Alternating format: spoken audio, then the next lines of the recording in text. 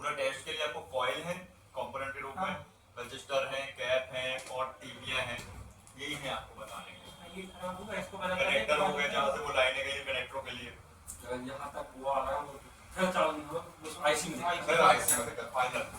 ठीक है, यहाँ तक चेक करना। हाँ बताओ, तो मेरा क्वेश्चन मैंने आपको क्लियर बताया था, क्या बताओ पूछा था, इतने सारे कैप क्यों लगे? सर ये सीपीयू आईसी को मतलब बचाने नहीं ऐसा कुछ नहीं, ये सीपीयू आईसी के लिए थोड़ी लगे हैं, ये तो भाई पावर के लिए लगे हैं, पीएम 1 के लिए कैसा कर रहे हो? देखो पीएम लिखा है पीएम 8937, गजब कर रहे हो।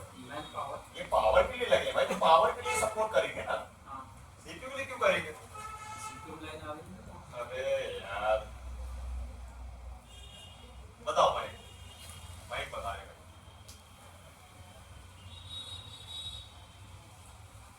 आप बताओ। नहीं है सर आइडिया। नहीं आइडिया, नो आइडिया, बताओ नहीं आइडिया। सर ये जो कॉइल लगी हुई है पावर बढ़ाने के लिए सर। अरे भाई अभी अपन मेन पावर के इनपुट की बात कर रहे हैं, कोयले हैं आउटपुट में, कोयले हैं आउटपुट में, अभी हम इनपुट की बात कर रहे हैं। याद करो कल बताया था कि बीपीएच की लाइन में कितने सारे कैप होते हैं, जो कि मैं सिर्फ एक ही बना रहा हूं, कल बताया था ना। तो ये लगे हैं इसलिए कि उसे भैया पावर आईसी करना है, स्विचिंग क्या करनी है, स्विचिंग, तरह तरह की स्विचिंग करनी है अलग अलग कोयलों के साथ। तो इसमें पावर कुछ ऐसा है कि भाई जब स्विचिंग होती है तो फ्लक्चुएशन होता है, रिवर्स भी हो सकता है वोल्ट करेंट, इसलिए इतने सारे कैप लगाएंगे कि भाई रिवर्स ना जाए, जैसे रिवर्स गया तो इनमें प्रॉब्लम बन जाएगी, समझ गए। और यहाँ पे होती है हाई हीटअप, क्या होता है, बहुत ज्यादा टेम्परेचर होता है यहाँ, इसलिए लगे हैं ये अपने कैपेसिटर। तो इसी को कंट्रोल करने कैप काम करते हैं। और एक चीज और लगाई जाती है जो है हमारा कूलिंग पेस्ट या थर्मल पेस्ट, जो कि पेस्ट नहीं होता है हमारे फोनों में, तो भाई सीपीयू उसमें रहता है लैपटॉप में, इसमें होता है एक स्लाइस का टुकड़ा च्युइंगम जैसा। जब आप नया फोन खोलोगे तो आपको ब्लू रंग का, पिंक रंग का, व्हाइट रंग का, क्रीम रंग का, ऐसे आपको कलर में मिलेगा, ठीक है। तो उसको निकाल के फेंक मत देना। अगर पावर ऐसे बदल रहे हो या उसको रिवॉल्व कर रहे हो तो उसको निकालना पड़ता है, फिर वापस लगाना पड़ेगा। तो उसका भी डब्बा खरीद लेना थर्मल पैड का, क्या बोलोगे, थर्मल पैड दे दो यूएल के। तो उसका एक यूज और होता है कि अगर मान लो बगल की आईसी निकाल रहे हैं तो सेव करना है, टेप नहीं लगा तो उसको भी रख सकते हैं अपन, तो जल्दी हाँ हीट नहीं होने देता, समझ गए। तो कंप्यूटर की 100 में पेस्ट रूप में मिल जाएगा, तो सस्ता मिल जाएगा 100 रुपए के आसपास में। जैसे अपनी डबल वाली आईसी लगाती तो उसमें रख दी, हाँ लगा दो उसमें, कई लोग टूथपेस्ट लगा देते हैं, हाँ वो भी ठंडी रहती है, वो भी ठंडा करता है, ठीक। तो इसलिए लगे हुए प्रोटेक्शन के लिए, समझ गए। अब होता क्या है, देखिए जो VREC-1 है ये बीपीएस को इनपुट ले लेता है। अब करता क्या है कि भाई देखो VREC-1 बॉल नंबर 64 51 52, तो अपन 51 52 को समझे तो देखो कॉइल का एक सिरा इससे जुड़ा है, दूसरा सिरा भी जुड़ा है। उसको अपन को देखने के लिए कुछ इस प्रकार से चलना पड़ेगा। ये बिटमैप खोला, ये कॉइल रखी, ये देखो एक सिरा गया इस पे, देखो गया, दूसरा सिरा भी देखो गया इसके अंदर, गया नहीं गया, है ना। अब ये जो कॉइल है ये मॉडर्न की कॉइल, कौन सी कॉइल है, और ये देखो ये मॉडर्न की कॉइल है, तो इसका नंबर पहचान है L0801, तो L0801 ये वाला। तो मॉडर्न भाई कहां जाती है लाइन, मेन पावर से सीपीयू में, देखो यहां पे पता चलेगा। एक लाइन गई देखो मेन पावर से सीपीयू में, देखो तो दूसरी लाइन भी गई मेन पावर को, हो गई ना दो लाइन, दो लाइन फिर एक लाइन, तो मैंने बनाया। अब वहां स्कीमेटिक में सिंगल सिंगल दिखाता है, ऐसा तो भाई आप थोड़ा कंफ्यूज ना हो, इसलिए मैंने आपको दिखा दिया, डायग्राम को मैच होना जरूरी है ना। तो देखो होता क्या है, ये कॉइल भाई साहब यहाँ पे लगी है बक कॉइल, और ये लगी है 1.0 माइक्रो हेनरी की कॉइल। अब माइक बताएगा कि ये सेम मैग्नेटिक कॉइल कहाँ मिलती है, किस सेक्शन, 1.0 हेनरी की, वो उसके उसमें मिलती है सर अपनी मिनी चार्जिंग, हाँ charging plus mini power section में भी सेम मिलती है, तो यहाँ भी मिल रही है, ठीक है। ध्यान रखना कि कॉइल क्या करती है कि भाई साहब ये लगी है पावर आईसी से, देखिए इसके दोनों सिरे सीरीज वाइज। अब पावर आईसी के अंदर क्या है, एलडीओ है, क्या है एलडीओ। तो वो तो भाई क्या करेंगे, सबसे पहले भाई पावर आईसी में वोल्टेज लो कर देंगे, वीपीएच इंपोर्ट करेंगे और यहाँ पे कितना वोल्ट कर दे रहे हैं कम, बीपीएस से 4.2 से कम करके कर दे रहे हैं 1.2 वोल्ट। कितना कर दे रहे हैं 1.2, हालांकि 1.225 लिखा है, 1.2 वोल्ट याद रखो, तो 1.2 बनना चाहिए। तो 1.2 वोल्ट तो कितना कम कर दिया 4.2 से 1.2, और इन्हें कितना कम कर दिया, लगभग 3 हाफ से भी हाफ से भी, मतलब 3 वोल्ट कर दिया ना, 4.2 1.2 तो 3 वोल्ट कम कर दिए, 1.2 बचा दिए, तो 1.2 वोल्ट भाई इस कॉइल में आ जाते हैं। क्या जाते हैं, तो भाई जब वोल्टेजेस जो थे 4.2 बीपीएच में और 3.5 एम्पियर, तो वोल्ट कम हो गए तो एम्पियर में तो इफेक्ट पड़ेगा, तो एम्पियर में इफेक्ट पड़ेगा। तो ये करती क्या है कि भाई वोल्ट तो कम कर दिए, लेकिन एम्पियर जो कम हो गए उनको बढ़ाने का काम, कि उसे मॉडर्न सेक्शन की रिक्वायरमेंट है कि वोल्ट कम चाहिए मुझे लेकिन एम्पियर ज्यादा चाहिए, ये एम्पियर वही चाहिए। तो यहाँ पे भाई वोल्ट कम होंगे, प्रेशर कम होगा तो एम्पियर भी कम होंगे। तो यहाँ होती है स्विचिंग, क्या होती है स्विचिंग। तो भाई पावर आईसी और कॉइल मिलकर स्विचिंग होती करते हैं और एम्पियर को जस का तस रखते हैं, कम नहीं होने देते हैं और वोल्ट कम कर देते हैं। तो वोल्टेज के लिए आईसी ने किया स्टेप डाउन और एम्पियर के लिए स्टेप अप, और ये वोल्टेज तैयार। ठीक है, अब ये वोल्टेज जो है, हाँ एम्पियर बूस्ट हो गए समझ लो, तो ये वोल्टेज तैयार हुए और इसका नाम दे दिया वीरेक स्टेज 1 S1 और 1.225 और लिखा है यहाँ पे पावर फॉर एमएसएम मॉडल, मतलब एमएसएम का मतलब सीपीयू, एमएसएम सीरीज का लगा इसमें। तो ये बोर्ड है भाई सीपीयू के अंदर जो मॉडल है सेक्शन, उसके लिए लेंगे 1.2 वोल्ट और करंट देख लेते कितना है, तो लिखा है S1 लिखा है ना स्टेज 1, तो इसको बगल में चलते राइट साइड, तो देखो यहाँ लिखा है S1 और S1 के बगल में लिखा है देखो एम्पियर। तो मैंने यहाँ ज्यादा लिखे हैं तो घबराइएगा नहीं, ये कम ज्यादा होंगे, किसी में और ज्यादा होंगे, ये फिक्स नहीं होते, कभी फ्लक्चुएट होते। ठीक है, तो यहाँ पे देखें 2 एम्पियर और 1.2 वोल्ट और ये जाते हैं हमारे सीपीयू भाई साहब के अंदर, चले गए।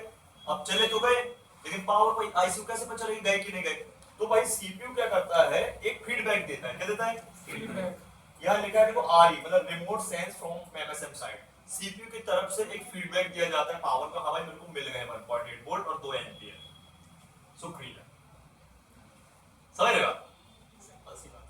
तो पावर आईसी तो ठीक है भाई मिल गए, लेकिन मिलेंगे कब ये वोल्ट, तो 2 टाइप की कंडीशन है कि अगर जैसे कॉलकॉम का फोन होगा तो सिम लगाने के बाद ही इसको ये लाइन एक्टिव की जाएगी तभी वोल्टेज मिलेंगे, लेकिन मीटर टेक होगा तो सिम लगाओ चाहे नहीं लगाओ ये वोल्टेज मिलता ही रहता है उसको, डायरेक्ट है। क्या है, डायरेक्ट है, ये ध्यान रखना है आप, समझ गए? तो इसमें से कौन सी कॉइल है इसमें मॉडल वाली, दूसरे नंबर जिसको हम निकाल भी देंगे अभी, तो नेटवर्क में प्रॉब्लम आएगी सिम सेक्शन, लेकिन फोन डेड नहीं। तो कभी अगर आपको कोई शॉर्ट मिलती है तो वो फोन वाकई में भाई फोन डेड है और अदर किसी कंपोनेंट की वजह से शॉर्ट है, जो आपने डायरेक्ट चेक करते हो कॉइल को, तो आप ये ना समझना कि भाई उस कॉइल की वजह से फोन डेड है। ध्यान रखना कि इस कॉइल की वजह से नेटवर्क सेक्शन नहीं काम करेगा, सिम सेक्शन काम नहीं करेगा, समझ गए? क्लियर? तो ऐसे ही देखिए, ये तो हो गया हमारा मॉडल का बोल्ट बन गया, ऐसे ही अब बनता है देखो same to same Korean graphic का, जो सीपीयू को 11 को लेकर फिर एमएसएम कोरियन ग्राफिक, जो मैंने कल आपको बताया था, इसमें वोल्टेज कितना है, वो 1.225 मतलब 1.2 वोल्ट, और ये है स्टेज 2 का वोल्ट, वो स्टेज 1 का था 1.225 मतलब 1.2 वोल्ट, और स्टेज 2 का 1.2 वोल्ट। तो इसमें थे ऊपर वाले में 2 एम्पियर और नीचे वाले में देखें तो कितने एम्पियर है, स्टेज 2 तो 3 एम्पियर, उसमें 2 था इसमें 3 था, तो वोल्ट सेम लेकिन एम्पियर कम जाता, समझ गए? ऐसे ही ये वोल्टेज, एक और रिक्वायरमेंट देख रहे सीपीयू की, तीसरी कॉइल एपीसी, तो इसमें भी है 1.2 वोल्ट और ये स्टेज 5 और स्टेज 6 मतलब इसमें 2 कॉइलें लगी, 0.47 माइक्रोहेनरी और 0.47 माइक्रोहेनरी।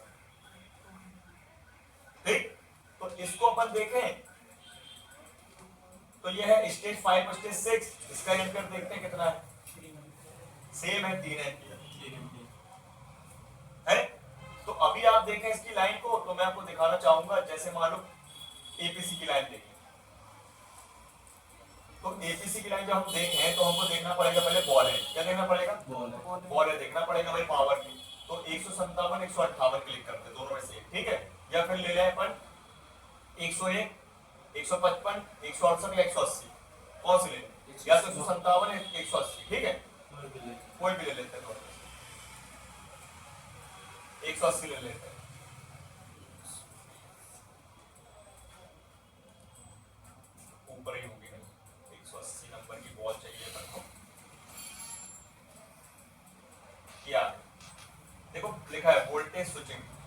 DSWS6 और इस पे क्लिक कर दिया मैंने। ये लाइन देखो 3 बॉल से होते हुए, ठीक है, और देखें कॉइल से होते हुए, है ना। और इसका आउटपुट क्लिक करें, ये फिर वापस जो कुछ सॉरी देखो उसके अंदर सीपी के अंदर भी बॉल में गया हुआ है, ठीक है। और फिर ये घूम के देखो यहाँ पे कैपेसिटर भी लगे कितने सारे, देखो ये देखो। तो सिंपल सी बात है भाई, ये लाइनें जुड़ी हैं और ये हमारा एंड्रॉइड फोन है और एंड्रॉइड फोन के कंपोनेंट में कोई पेस्ट नहीं लगा हुआ कंपेयर टू आईफोन। आईफोन में सब में पेस्ट इसलिए लगा होता है कि पानी वानी गया और शॉर्ट सर्किट ना बने इतना जल्दी, ठीक है। इसलिए वाटर रेजिस्टेंस तगड़ा आईफोन में ही होता है। पूरे में लीप अप पोती कर देते हैं, गोबर फैला देते हैं। आप कंपोनेंट चेंज भी करोगे तो स्क्रैच मारना पड़ेगा 11 नंबर प्लेट से, चेंज भी करोगे तो पहले आपको यूपी हटाना पड़ेगा उसका, फिर चेंज होगा।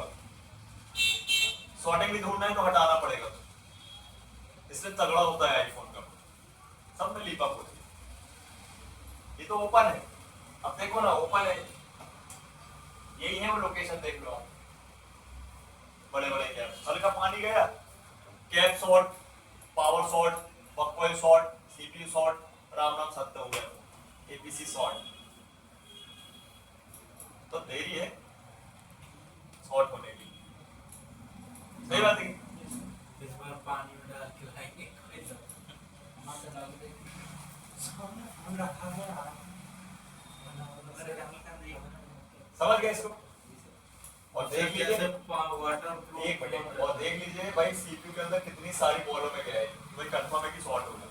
भाई ये इतना शॉर्ट हो जाती है लाइन कि भाई सीपीयू को जोड़ा देती है, फिर सीपीयू बदलना पड़ सकता है, आपको बदलना पड़ता है उस समय।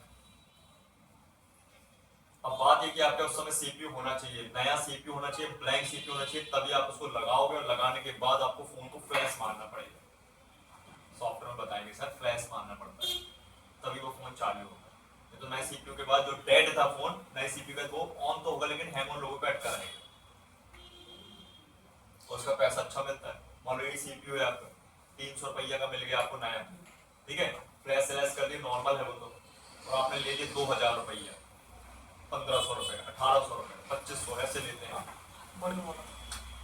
समझ रहे।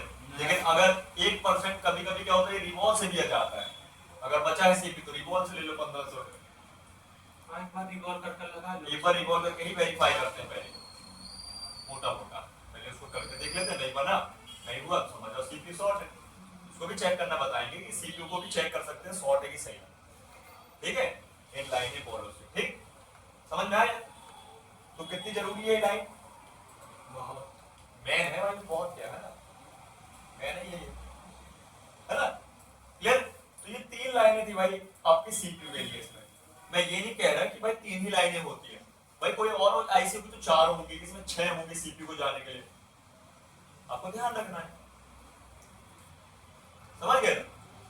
ये अब इसके बाद देखिए ये 2 वोल्टेज, हाई एलटी और लो एलटी, हाई एलटी और लो एलटी। क्लिक करते हैं, देखिए जैसे मैं यही क्लिक कर दूंगा तो मैं आ जाता हूं वीरेक 1 से वीरेक।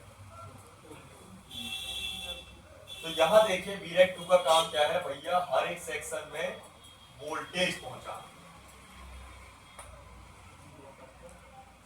कैसे कि भैया जो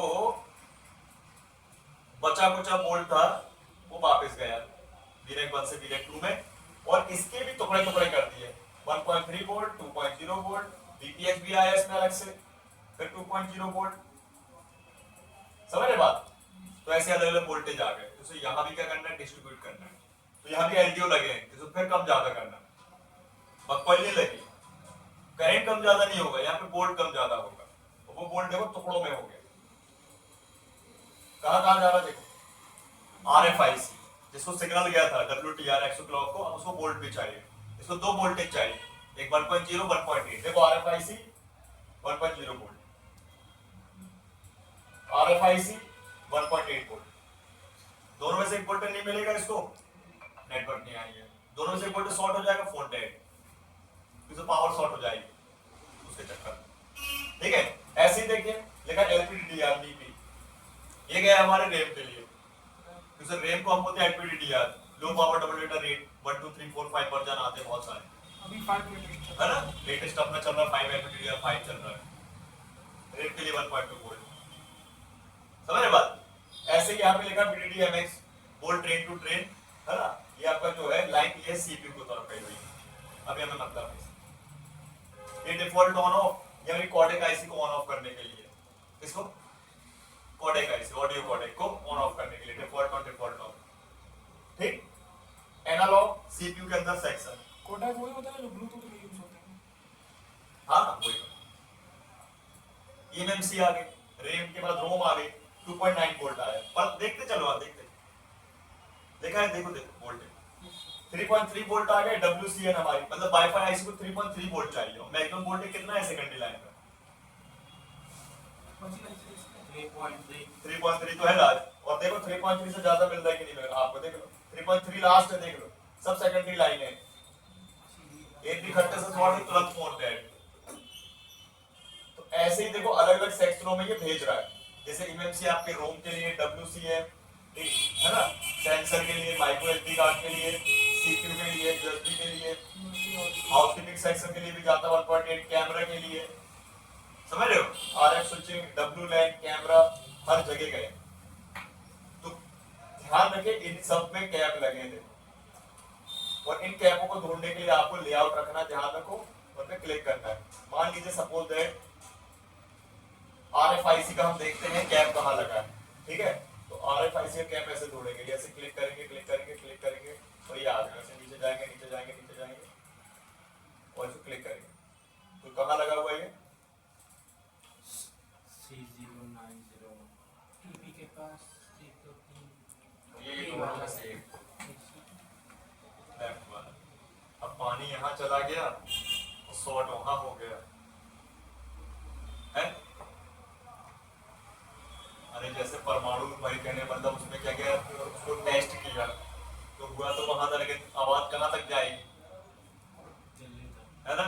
वही चीज यहाँ भी कि प्रॉब्लम यहाँ बनेगी तो लफड़ा वहां होगा, इसलिए कहते चेक करना है आप।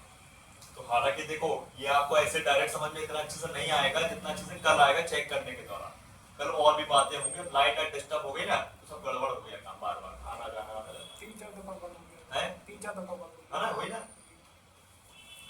इतना समझ गए। प्रैक्टिकल करने के बाद नहीं प्रैक्टिकल करने में तो 100% बैटरी गारंटी मिलेगा, सबको आ जाता है, ठीक है। हाँ लेकिन तब जब कल आप जल्दी आओगे तो